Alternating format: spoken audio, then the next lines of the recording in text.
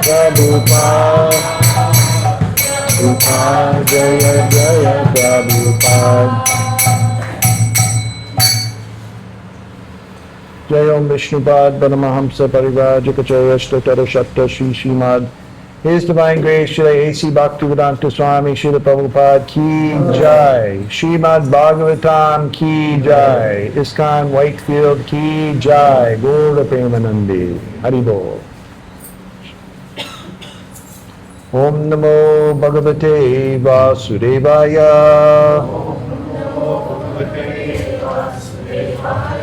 Om Namo Bhagavate Vasudevaya.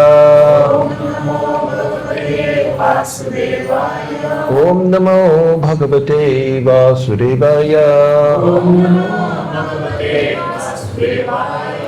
So this is a reading from Srimad Bhagavatam, Canto 1, Chapter 10, texts 11 through 12. Jai.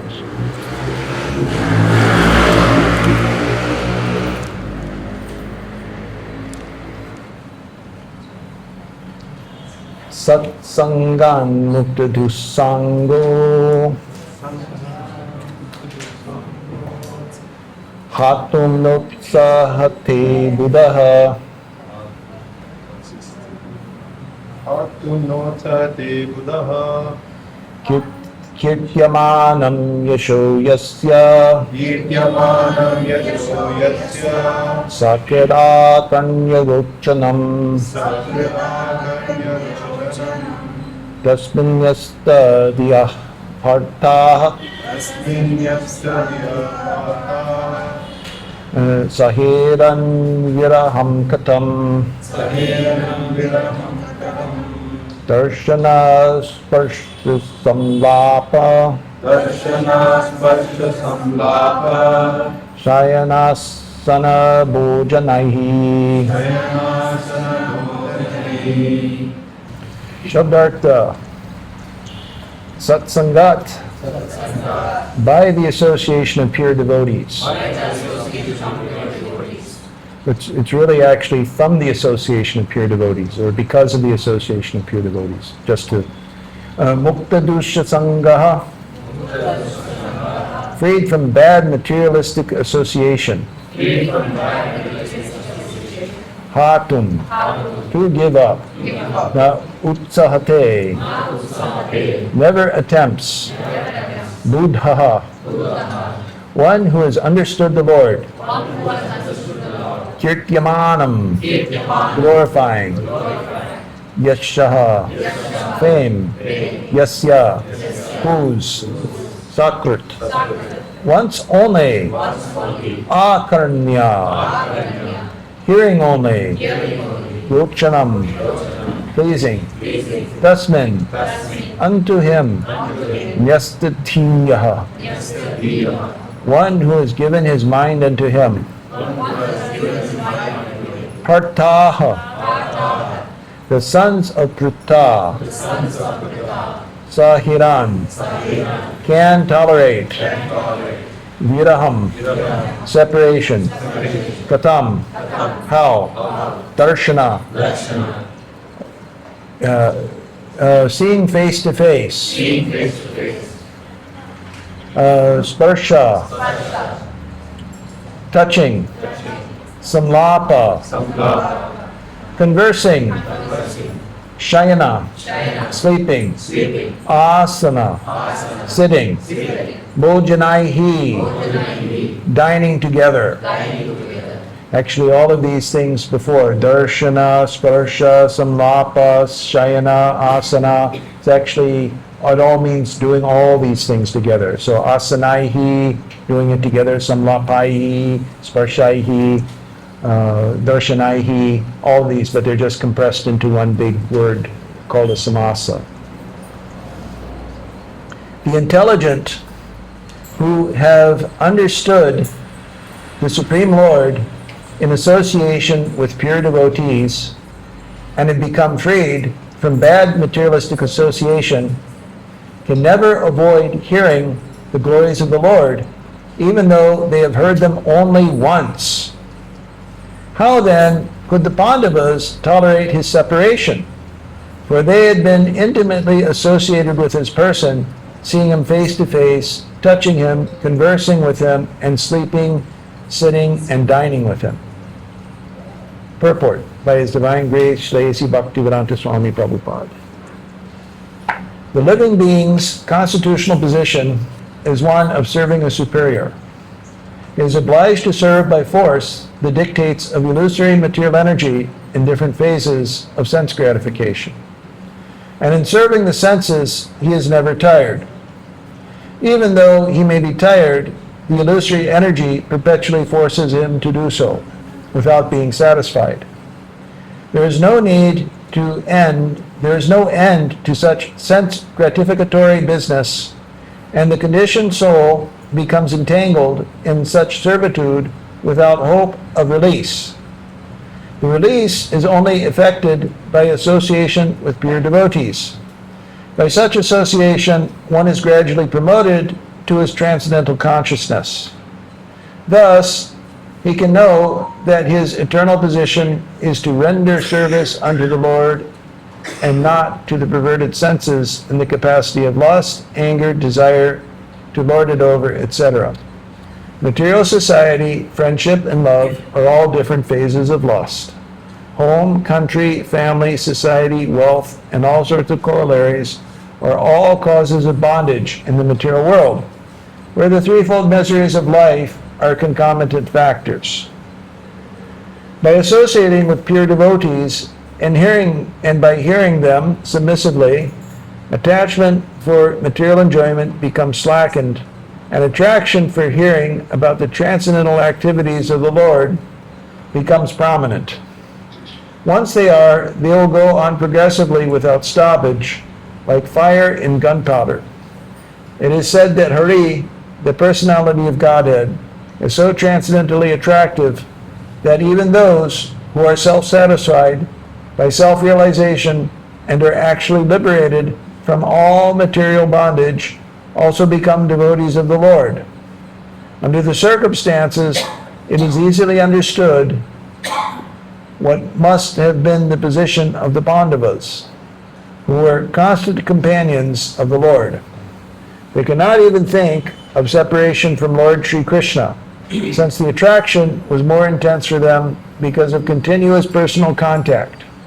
His remembrance by his form, quality, name, fame, pastimes, etc., is also attractive for the pure devotee, so much so that he forgets all forms, quality, name, fame, and activities of the mundane world.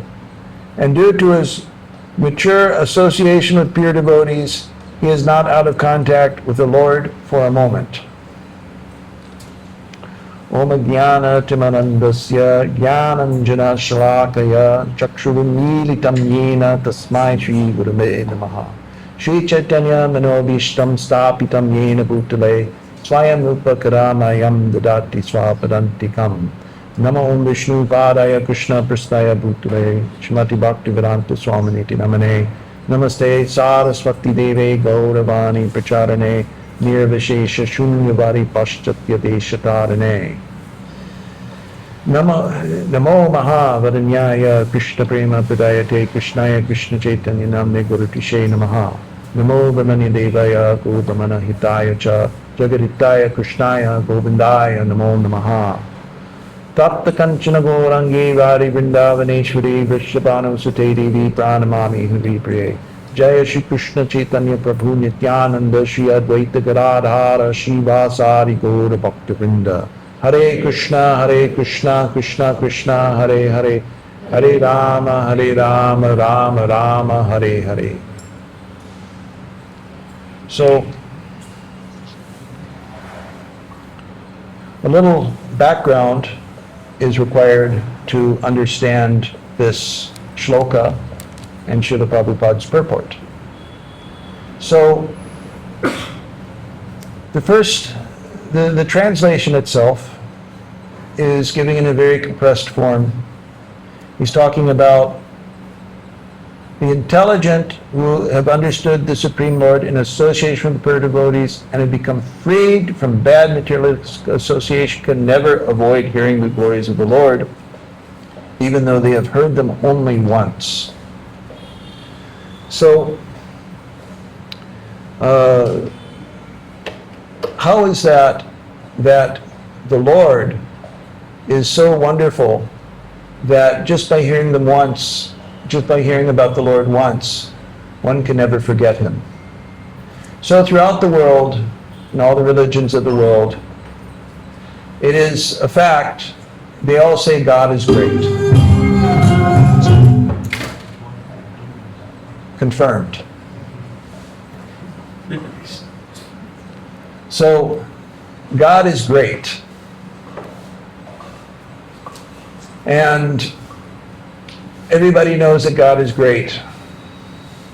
And then, after hearing God is great, one goes back to forgetting about God and taking up so many mundane activities in the world, watching TV, movies, going to Sunday brunch after the worship services and so forth like that at some hotel. Then, going through a miserable life, working very hard for the family or some other service. And then it all, at the very end, one is remembering one's family, but one is not really remembering God. So everything is, all the things that were temporary, even after hearing that God is great, people's consciousness is still absorbed in matter. So, the standard of God, who is God, is that one who has 6 attributes. So can anyone name those 6 attributes according to Parashara Muni? What are those 6 qualities that Bhagavan has? Anyone?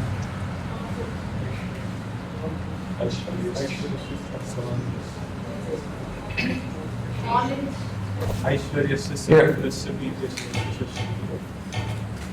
Take this. No, take it. I have my microphone. No, he will tell. Oh, okay. ऐश्वर्यस्य समग्रस्य वीर्यस्य यशस्य श्रिय ज्ञान वैराग्यश्चैव सन्नं भगम् इतिङ्गन. What does it mean? Say what it means in English. We have English speakers who are... Wealth, strength, knowledge, renunciation, fame, beauty. These are all the 6 opulences of the Lord. One more time in the microphone. ऐश्वर्यस्य समग्रस्य वीर्यस्य यशस्य श्रिय ज्ञान वैराग्य श्चैव सन्नं भगम् इतिङ्गन. And the Anavad? Beauty, strength, power, knowledge, wealth, renunciation. The same sequence you can tell. Okay. Aishwarya is Wealth, strength, yes, fame, knowledge, renunciation, and beauty are the 6 opulences of the Supreme Lord. Okay. So 6 opulences, you can hold on to that. Give it to whoever speaks next. So these 6 opulences of the Lord is, you have strength, fame, wealth, beauty, knowledge, and renunciation. So you have all these 6, and one who has these to an unlimited degree is called Bhagavan. So Bhaga literally means opulence, and Bhagavan is one who carries these opulences. So this is the thing. So the material world is attractive because God is attractive. So sometimes you see these little posters up, they have these sayings, there's the beauty of nature, and you have an eagle flying in a big mountain, and it's very beautiful. Well, that's beautiful because God is beautiful. Therefore, Krishna says in Gita, when he's explaining his opulences in this way to Arjuna, he says, Yad yad vibhuti mat sattvam shrimad ujitam eva cha. Then tat tad Tad eva vigacha tvam mama te jomsha sambhavam. That the opulence, so in Srimad Urjitamevacha, that it is, this is everything, yad yad vibhutimat sattvam. So he says all of these things that you see that are very splendorous, that they're just an amsha, mama amsha. Tejo, mama tejomsha sambhavam. So mama tejaha. So it is my, and it's just an amsha, it's just a spark of my splendor. It arises from a spark, sambhavam. It arises from a spark of my splendor. So if the material world is beautiful and attractive, then how much more attractive is God Himself? So the supreme, so therefore, when a devotee actually gets in contact with the Lord Himself, he therefore actually forgets about the material world and everything, and mundane attraction, love, family, country, all these things. He forgets all these things because his mind is only focused on the Supreme Lord.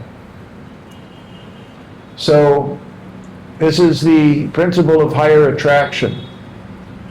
So once one gets some higher thing, then he forgets about all the lower things. So if you get $1 million, you don't have, you don't worry about your $10 problems or your 10 rupee problems, like that. So that's why hearing them once, and sometimes we've seen that when the persons who came in contact with the Krishna consciousness movement, with Srila Prabhupada, there was one funny interview with somebody. He came to the society and then he left the society after some time, and so later when Prabhupada's biography was being compiled, so some people, some devotees went around to find all those people who knew, had some personal association with Prabhupada, whether they're living within the society, whether they're outside society. So one person outside the society who had left, he said, frankly, he said, "You ruined my life." He said, "I cannot enjoy the material world anymore because of this experience. I can't. He's trying. He's really trying to forget, but he can't. But the fact is, he could not forget that association, that the service of the Lord. So this is the standard of actual contact with the Supreme Lord. And India actually is a very, as a whole, is actually an example of this principle. So you see that most of the big Mahotsavas are actually Mahotsavas of Lord Sri Vishnu.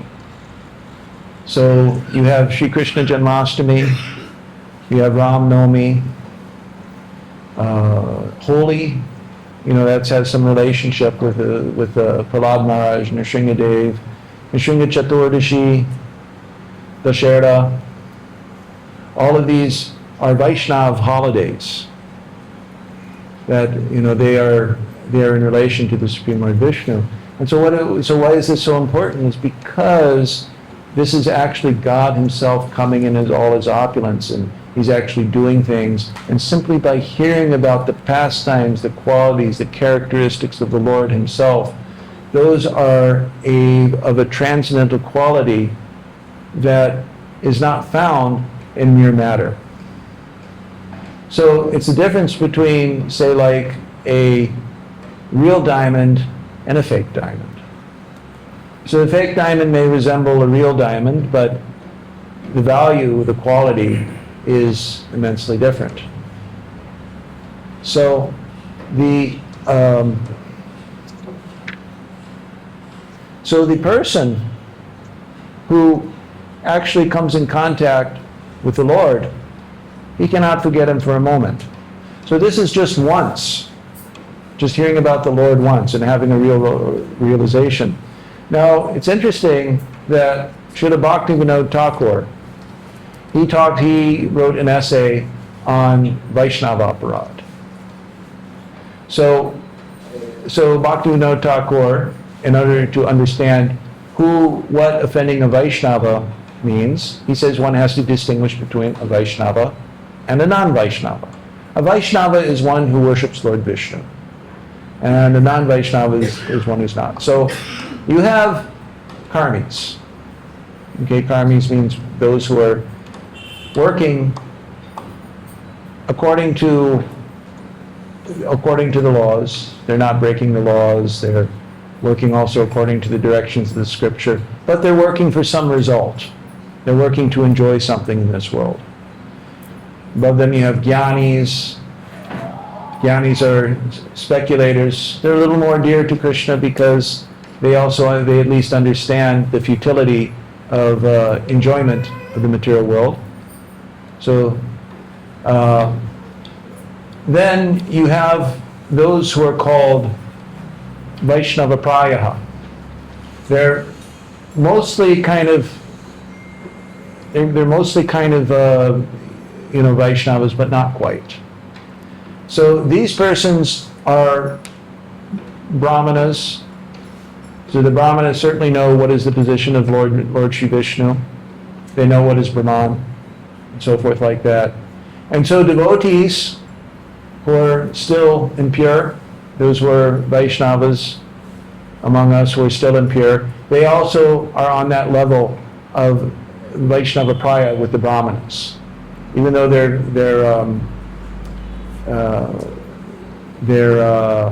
varna or their caste is not at the level of the Brahmanas, still they're considered on the level of Brahmanas. And so these people are all distinguished by the characteristic of not having chanted the Lord's holy name once purely.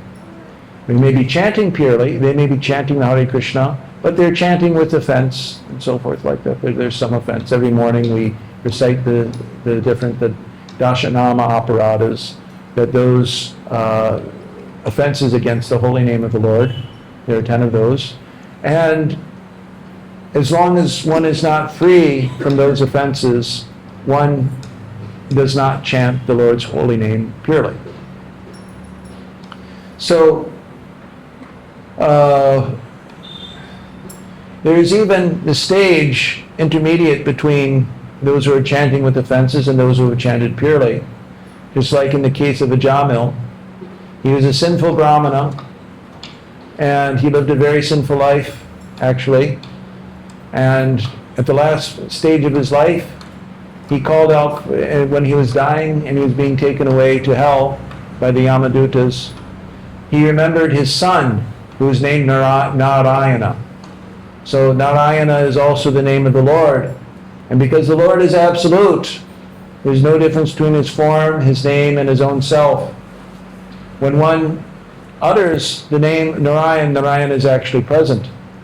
And because Ajamil, even at that stage of his life, he uttered the name without offense, he derived great benefit from chanting the name. And that benefit is that he was immediately freed from all the sins he had committed in that life and in previous lives and so forth like that. So Ajamil actually was no longer fit to be punished in hell because of that. And he had a second chance actually to realize the Supreme Lord in that lifetime. So, but that's called namabhas. Namabhas. It is not pure chanting, but it's not offensive chanting either. So one gets liberation from all one's sins through namabhas. That's still good. So pure chanting. So what is pure devotion? Anya bilashita shunyam jnana karma dhyanavitam anukulyena krishnanu shiranam bhakti uttamam. So pure devotional service is without any tinge, without any contamination from karma, work for some result, for knowledge, jnana, and it is continuous and it's uninterrupted. And it's favorable, and it's also in a favorable way. So Ajamil, what was the further fault in Ajamil's chanting? He did not commit any offense against the Lord, but it was because he was afraid of death. He was afraid of death, he was afraid of punishment, and therefore he called out for Narayan. So this is still not free of a personal self-interest. So therefore, namabhas, not shudnam. So the shudnam, according to Bhaktivinoda Thakur, in his essay on Namaparad and on Vaishnava Aparad, he says, one who has chanted the Lord's name purely once, he is a Vaishnava. So at that point, he's a Vaishnava. And then what we're talking about here, the psychological state of those who have heard the Lord's glories once, now applies. Now these people cannot forget it. Now these people cannot forget the Lord, even though hearing him only once. They've heard the Lord purely. They've heard the name, fame, qualities, and so forth of the Lord, without offense and without any personal motivation for any personal enrichment. So the persons, now further diving into the purport here, is that those who have had this contact, even more elevated than those, Srila Bhaktivinoda Thakur talks about the Vaishnava, Vaishnavatara, and Vaishnavatama. So Vaishnavatama is one who incessantly chants the holy name of the Lord. They're more advanced. And those in whose presence people automatically start chanting the holy name, those are Vaishnavatamas.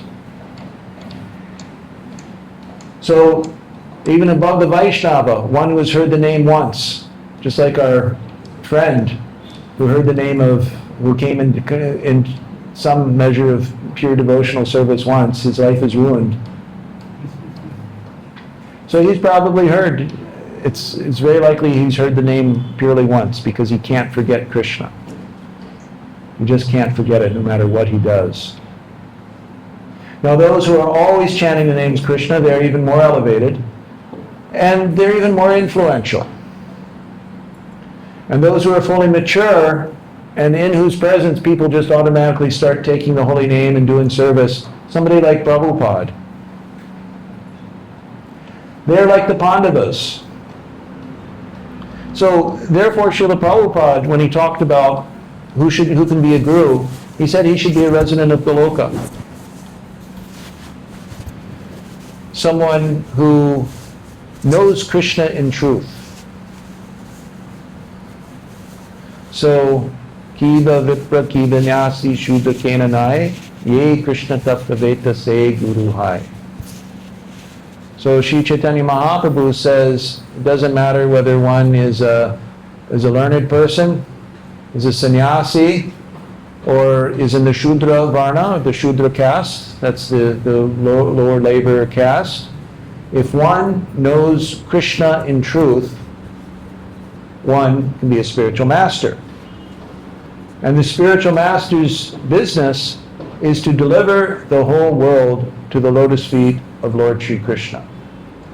That is the spiritual master's business. So we see in contemporary Indian society especially, so many gurus. But among so many gurus, you can hardly find one guru who actually knows Krishna in truth and who can actually deliver the world. So,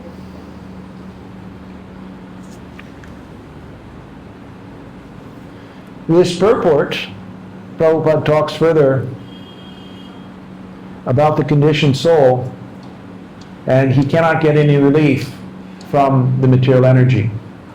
Now, why is it that the spirit soul, the self, when he's in Maya or illusion, he cannot free himself. It's because this illusion is Krishna's illusion. This is also Krishna's power. Daivi Hiesha Guna Mayi. Daivi Hiesha Guna Mayi Mama Maya Duratyaya.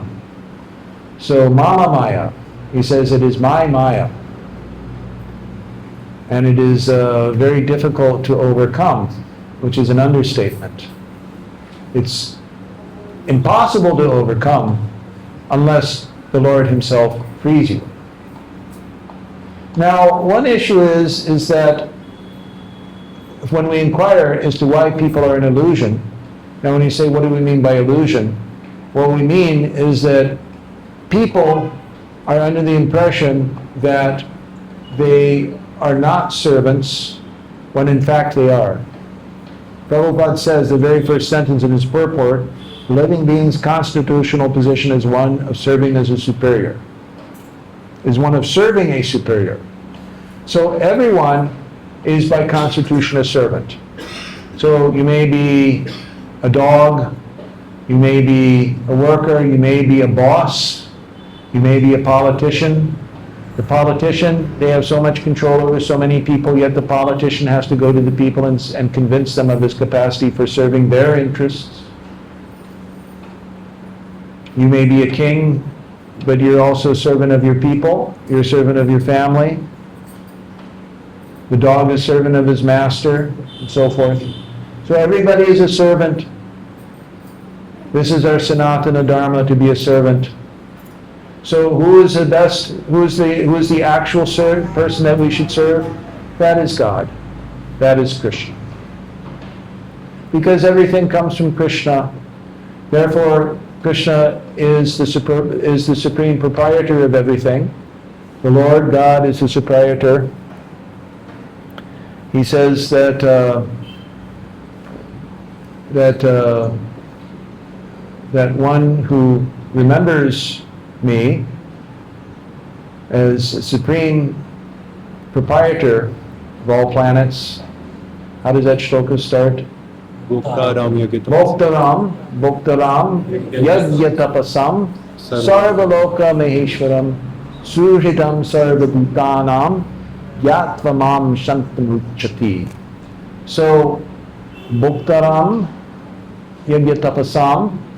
So he's Bhoktaram means he is an enjoyer of all things that are enjoyable. And he is Yajya Tapasam, so Bhoktaram Yajya Tapasam. So he's the beneficiary of all sacrifices. So everything that one should do, ultimately he is the ultimate beneficiary. And Sarva Loka Maheshwaram. So he is also the proprietor of all planets and all their residing deities and leaders and kings. And he says, one who knows this, he attains peace. So,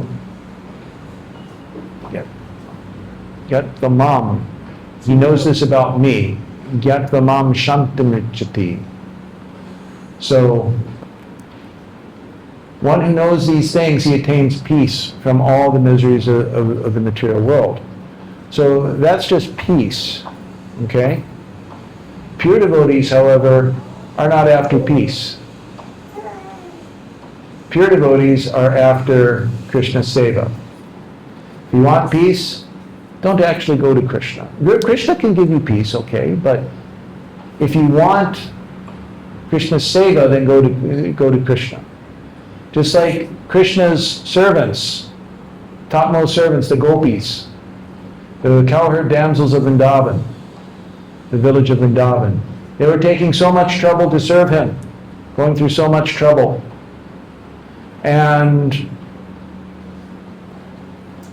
But their love and pleasure that they got from that service surpassed any peace that one could get just by simply knowing the position of the Lord.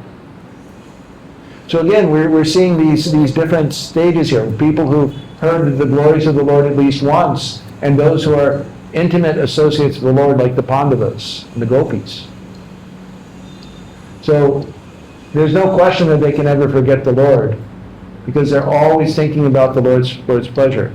So one time Narada Muni, he went to test this. So he went around to different, he went to Vishnu one time, and the Lord Vishnu said, please, actually Krishna, he went to Lord Krishna, he went to, and Krishna said, I have a headache. I want you to get some medicine for me. He told Narada Muni.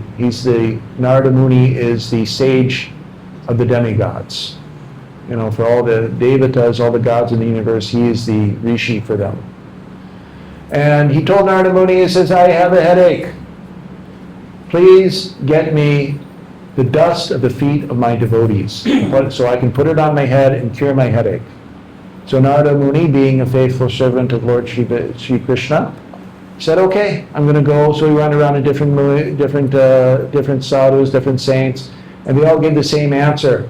How can we keep the dust, our dust, on the head of the Lord? We will go to hell. It's a great offense. We will never do such a thing. So finally, Narada Muni, after going to many great saintly persons, munis, he finally came to the damsels, the Krishna's cowherd friends in the Vrindavan village, and said, please, can you give the dust from your feet for Krishna so that he can put it on his head and be cured of the headache? This is what he's asked. And they gladly gave the dust from their feet. And then Narada Muni inquired for them and said, are you not afraid of going to hell? So many great sages have said, who know the Shastras, say that you'll go to hell if you do. They say, yes, let us go to hell if it gives our Krishna pleasure. So that is the supreme standard of pure devotion to Lord Shri Krishna. Therefore, Bhagavan Shiva told Goddess Parvati, he said, Narayana para sarvena kutasana bibhiti sargapavarga narake shakitoya darshanaha. That you just see these pure devotees of Lord Shri Krishna. It says they may be in hell, they may be in heaven, they may be on this earthly planet, but they're only interested in the service of the Lord. So this is the standard of pure devotion to the Lord. So such a pure devotee of the Lord is the most dear person, is the most dear thing to the Lord. Therefore, such persons, by the mercy of the Lord, have the power, the potency to deliver other persons from the effects of the material energy. So it's just like, says, oh, okay, this person, he's in Maya, he's an illusion, he's suffering from material affection, and the devotee comes along and he says, okay, you take Krishna's name, you take everything, and Krishna, he gives him that potency, okay, because such persons only have Krishna as their wealth. Their only wealth is Krishna. The only thing they can give is Krishna, but because Krishna is everything, therefore when they give Krishna to somebody, it is by their mercy that they actually become free from the material energy. So this is the standard of devotion and the secret for success in preaching. So this is a very practical thing. How can we be most effective in preaching? We become most effective in the preaching when we become pure devotees of the Lord. So we follow in the footsteps of our great acharyas. So right now it may not be obvious, but the point is that a green mango eventually becomes a ripe mango, right? So that's all we have to do. We have to just sadhu vartmanu vartanam, that we actually follow in the footsteps of the Lord's devotees. So this is the fourth anga of the 64 angas of sadhana bhakti. So sadhana bhakti means somebody, it means devotional service to Lord Sri Krishna in practice, because we're actually serving with the body.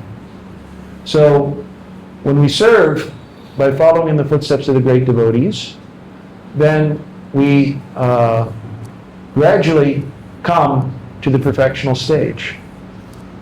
This is guaranteed. So it's very interesting also about this Sadhu Vartmanum, that in the Bhakti Rasamrita Sindhu, that Srila Jiva Goswami and also Mukunda Goswami comment that that this Sadhu Vartmanum is that this is according to the Shastras, that one must execute this service according to what the great saints have already given.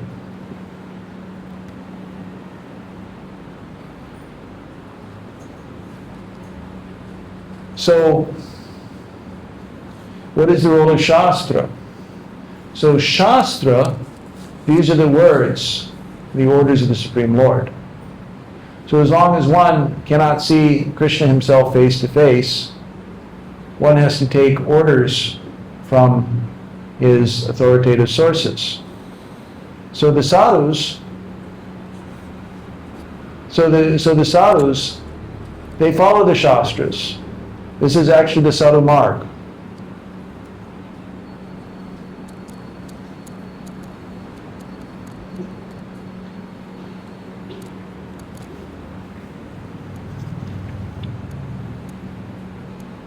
And therefore,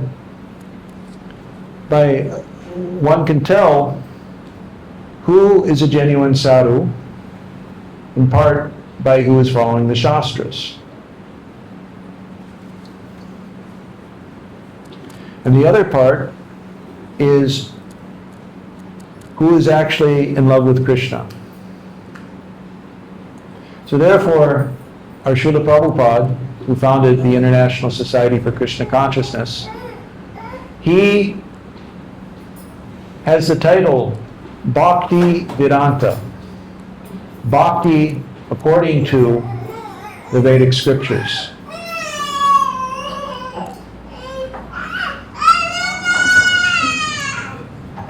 Hare Krishna.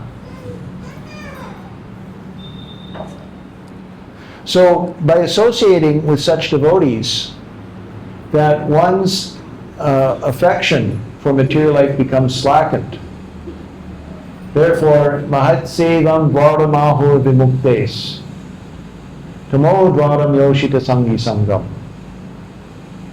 So, by associating with sadhus, the door for liberation is open. And the door to hell is actually opened by associating closely with women or with persons who are very attached to women. So another symptom of a bona fide sadhu is his detachment. So the greatest attachment in this world is the attachment between men and women. So therefore, by the words, by the actions of a sadhu, someone who may be a sadhu, one can tell whether he's very advanced or not so advanced by his detachment from matter, especially his detachment from sensuous subjects. Especially attachment to women, enjoyment, politics, and so forth. And Srila Prabhupada said that this illusory energy in different phases is just, you have family life, you have service to the nation, you have welfare work, opening hospitals, schools, and so forth like that. But these are all just different phases of lust. That is all. It's a very simple thing. If Krishna is the proprietor of everything, acting in such a way that Krishna that there are things in this world that matter that are not related to Krishna automatically indicates that one is automatically working under the influence of illusion. So it's really a black and white thing. You're working for Krishna or you're working for Maya. Krishna Surya Samahaya Maya Adhikar Yahan Krishna Tahan Nahi Maya Adhikar. That you have, that wherever there's Krishna, there cannot be Maya. And wherever there's Maya, there's not Krishna. So just like darkness, where there's light, there can be no darkness. And if there's darkness, that means there's no light. So it's one or the other. It's a very simple thing. You're either working for Krishna or you're working for Maya. There's no in between. There's no gray area in this. It's a very simple thing to understand. So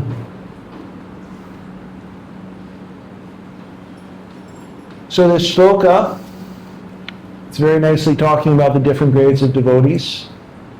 Those who have heard Krishna's name once purely, and by those who have at least heard the names of Krishna once purely, we understand that there are people who have not heard the name purely. And then above those who have heard the name once purely, there are those who are always thinking of Krishna, like the Pandavas, like our founder Acharya Srila Prabhupada, and so forth. So I would like to stop here, and if anyone has any questions or realizations to share, this would be an appropriate time to come forward with those. Hare Krishna.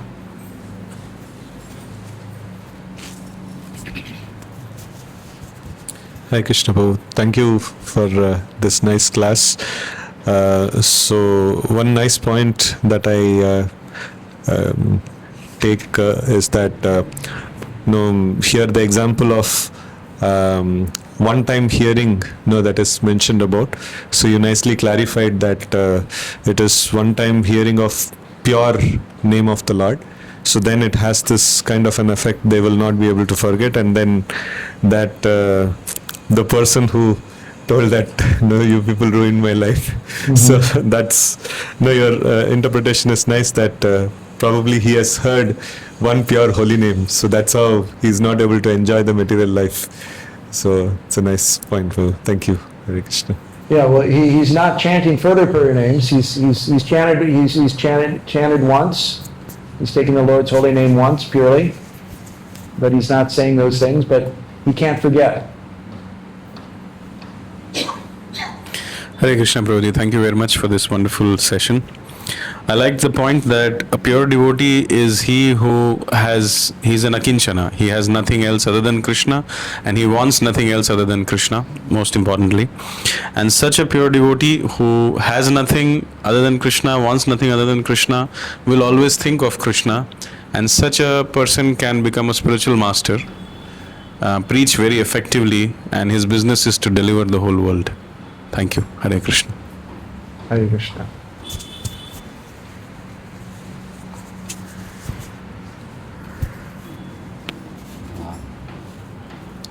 I take this point.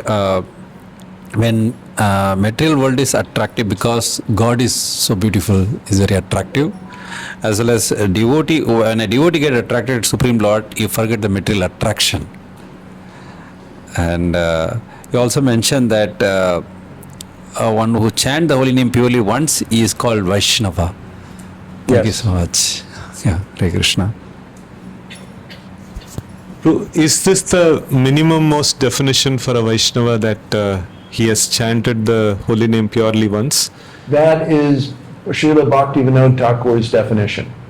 He's chanted at least once, yes, purely. Anything less than that is not called as a Vaishnava? Anything less than that is Vaishnava Prayaha. That you're a candidate, you're trying to become a Vaishnava, but you're not a Vaishnava yet. So those Vaishnava Prayaha are considered on the level of Brahmanas.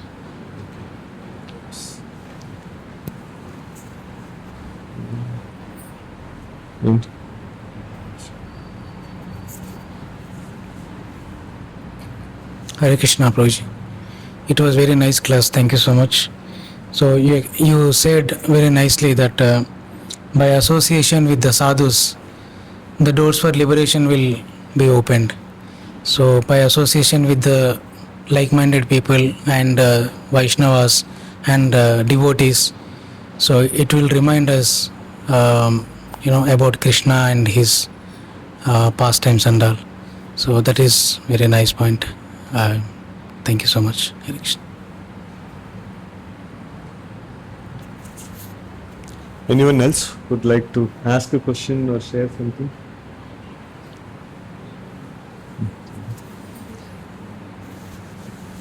Hare Krishna Prabhu. You just tell that creating hospital and those things in the material world is a kind of lost. So it's not a, when someone, hello, yeah. Am I audible now? Yeah. Yeah. Okay. No, that is not giving it. That is only for recording. Oh, recording. You have Okay. to speak Oh, loud. loudly. Okay. So, sorry. Hold it close to your mouth and speak loudly. Okay. So you mentioned that creating a hospital and those things is kind of lost because we are using the material energy. But Nara Seva is Narayan Seva.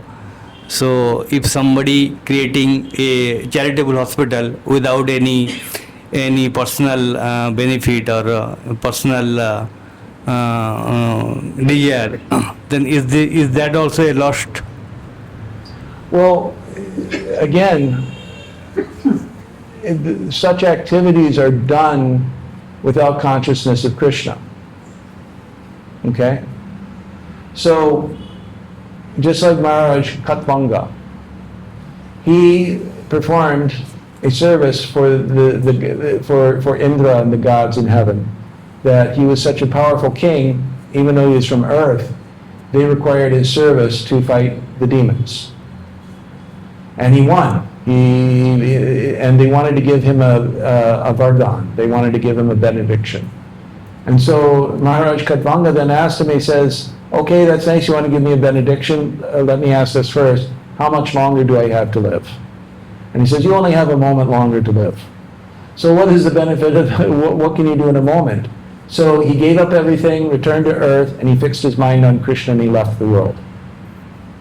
So the point, so the point is that we, Krishna's the point.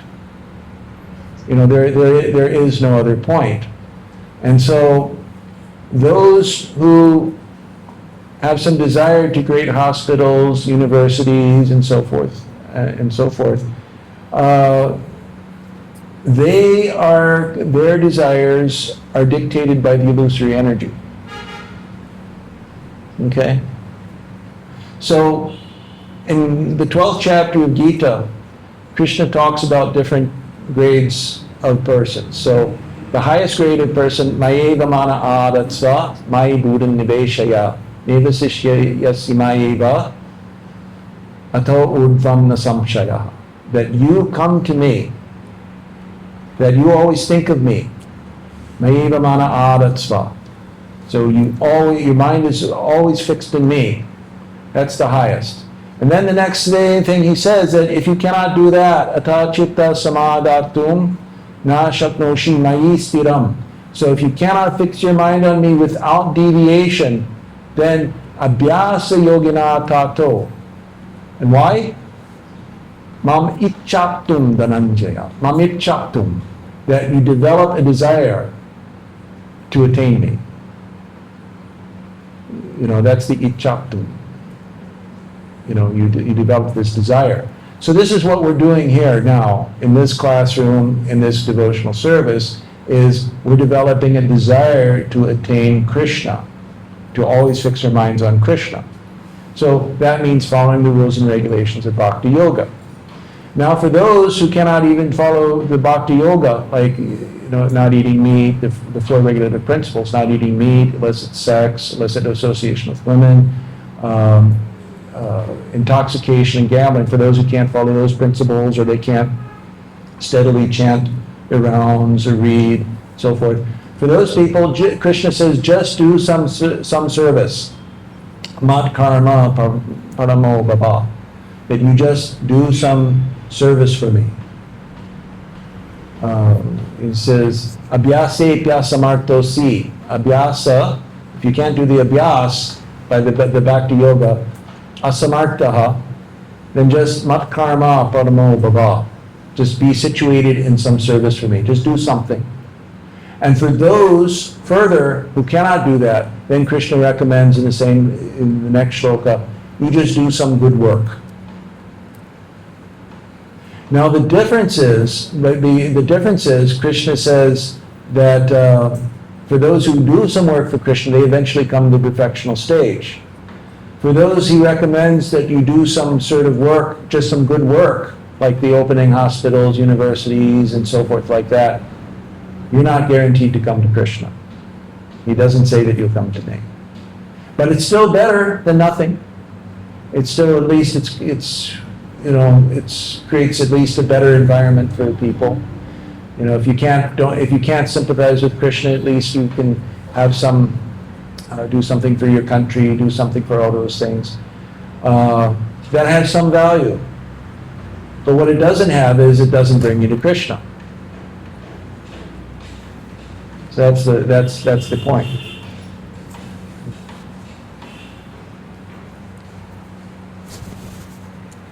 Prabhuji, thank you so much for nice class. So I have one question regarding that definition of a Vaishnava. So, yeah. So I have little doubt regarding the definition of a Vaishnava. So when one of the devotees has asked to Chaitanya Mahaprabhu in Chaitanya Shishi Madhya Lila, so they have given the three different answers to the definition of a Vaishnava. So I am little feeling some contradictory to the level 2, the answer of Chaitanya Mahaprabhu, the second question and the first question. Like, what is the definition that you told, like one names with pure hearted, it should be chanted only one times, then only it's the definition of a pure Vaishnava. When the second times it's coming for this some Namabhasa things, so how we have to be little understanding these things? Could you please explain us?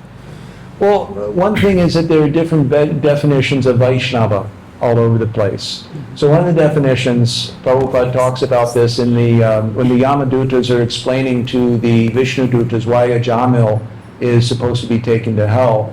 So Prabhupada in the purport is commenting that because the Vedas come from Krishna himself, they come from Vishnu, they come from the breathing of the Vishnu, therefore they're eternally existing with Lord Vishnu, that one who follows the Vedas is considered a Vaishnava.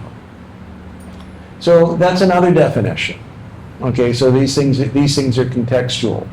Just like you have like Kanishta, Madhyama, Uttama. These terms are used all over the scriptures. Okay, so it's very contextual what you're talking about when you talk about those things. So same thing, Vaishnava. So that may be in that other verse that we have a definition of a Vaishnava, and certainly, and they're all correct. Okay, but contextually, Bhaktivinoda Thakur is talking about who is, at what level is an offense against someone considered a Vaishnava. Now, so does that answer your question? It doesn't answer your question. So I probably did not hear your question correctly then. So he was asking about Chaitanya Mahaprabhu's first definition of Vaishnava and the second definition of Vaishnava. So he's not able to understand the difference between those two definitions. The definition, the difference is they're both correct. Okay, so when you're talking about scripture, you may have different things. They even seem incompatible, but because it's scripture, Shastra, the standard is that it's perfect. There's no fault in it. Then we have to understand in such a way that the definitions do not conflict with each other. Okay? So, the answer is yes. In other words, yes, that what you've done is correct, and what you've done, and they may mean different things in different circumstances. And so I gave the definition that somebody who follows Vedas is also considered a Vaishnava. Prabhupada also explains like that. But for the purposes of the Vaishnava aparad and understanding what is a Vaishnava, so Bhaktivinoda Thakur is explained in a certain way who is considered a Vaishnava, and by Vaishnava aparad, or an offense against a Vaishnava, at what point is an offense against a Vaishnava considered a Vaishnava aparad? And so that's a very fine thing, that you should not offend a Brahmana also, because that's also a very, very bad thing to do. That's also going to be very bad. But to offend a Vaishnava is much worse than offending a Brahmana. So therefore, he took the trouble to explain what is the difference, at what level is someone actually considered a Vaishnava. So Brahmana, technically, you can say, is a Vaishnava because he's following the Vedas, but that definition is not suitable, is not applicable for the question of what is a Vaishnava aparad. That's all. So different contexts, so the same term may mean different thing in different contexts. Just like Shruti, when we're talking about Mimamsa, Shruti doesn't mean the Vedas. It actually just means, it means something else. It actually means that thing that which is directly heard. Is that satisfactory? Thank you so much. Okay. So so just be mindful of the context in which these terms are brought. It's, they may mean different things in different contexts. Yeah. Thank you. Any ladies want to say anything? Have a question or doubt? One person, yeah.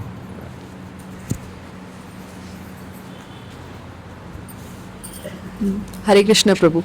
You'll have to speak up Yes. because you're far away and you probably have a soft voice Yes. too. Hare Krishna, Prabhu. Is it audible? No? Yes? Yeah. Hare Krishna. Thank you so much, Prabhu, for the class. Like, it was a lot of points that I have wanted to highlight, which actually already have been highlighted.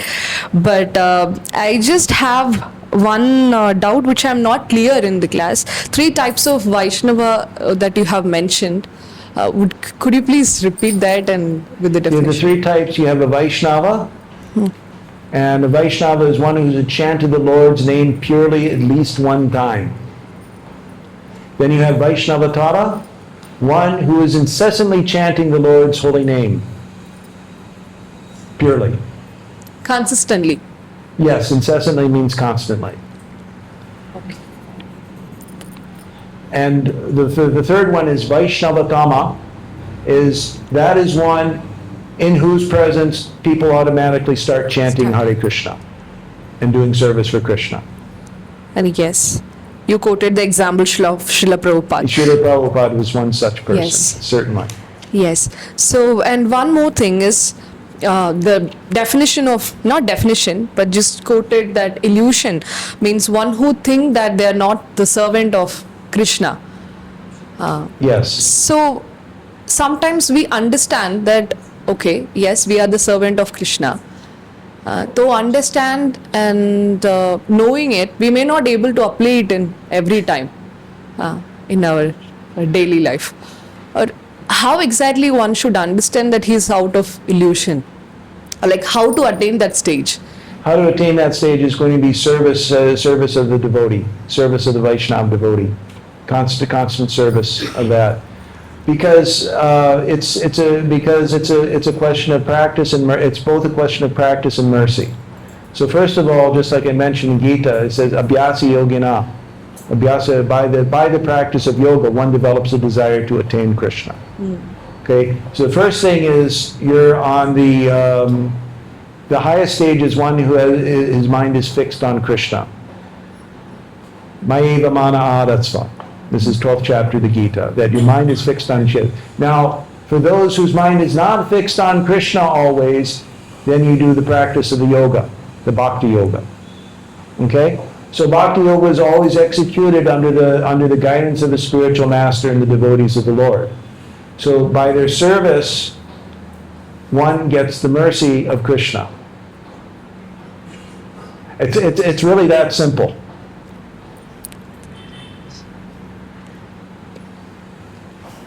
Thank you. And this point, which I liked a lot, like secret of success is preaching, and also when we follow the footsteps of devotee, one can attain the perfection. It's that Yes. simple, yeah. You follow in the footsteps of the devotees and you do that. And just one other just one other footnote to that is the Sadhu Marga Anuvartamam is that the Jiva Goswami comments. I can, if you want to know the actual statement, I'll get that for you because I cannot remember it right now for some reason. That the path of the sadhus is actually the Shastra, because the Shastra is actually the orders of the Lord. So therefore, this is a very important point. This is Sadhu Vartmanu Vartanam is Bhakti Rasamrita Sindhu, 2nd chapter, text number 100. And the shloka after that is actually Shruti Smriti Puranadi Pancharatra Vidindina Aikantiki Harer Bhaktir Upattayaiva Kalpate. That's a famous verse that Prabhupada quotes often, and he says that devotional service that does not follow the Shrutis, the Smritis, the Puranas, the Itihasas, the Pancharatras is simply a disturbance in society.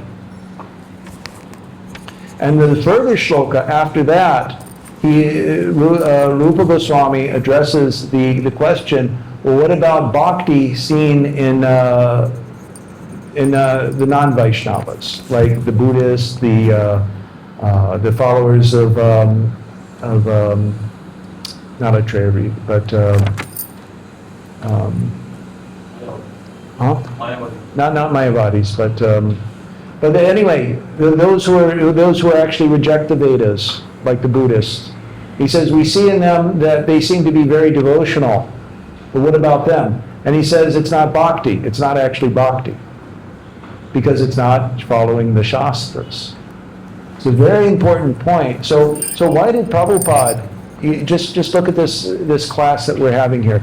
Why did Prabhupada from the beginning, among the Americans and Europeans, who had no knowledge of Vedic culture, what to speak of knowledge of Vedic language, why did Prabhupada have them recite Bhagavatam shloka and Gita shloka in every class?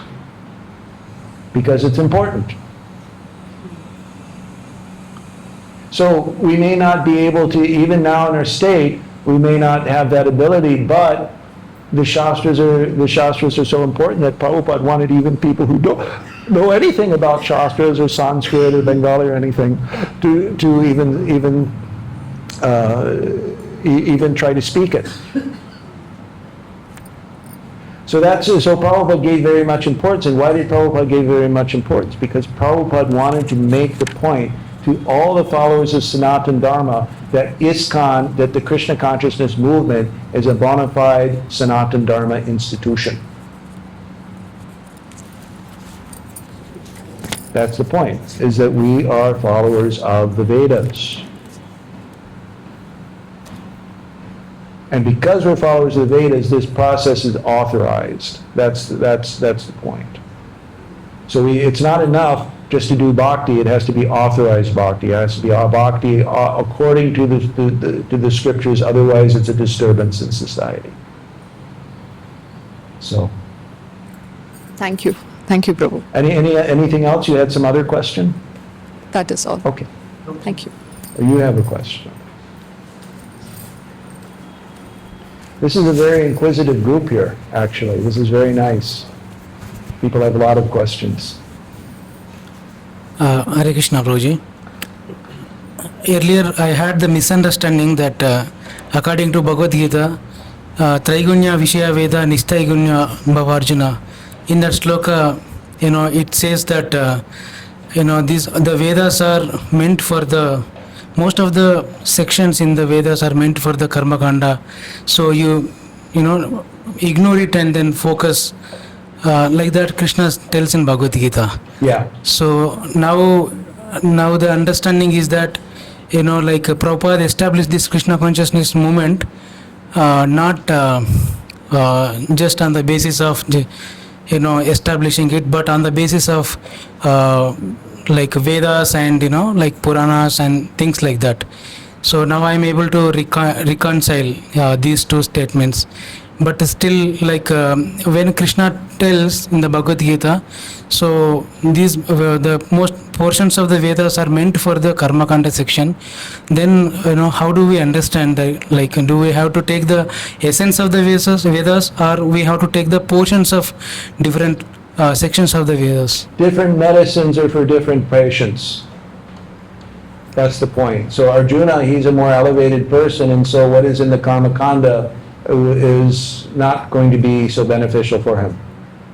It may help somebody else who can't think of Krishna at all, but because it will help them come to the perfectional stage.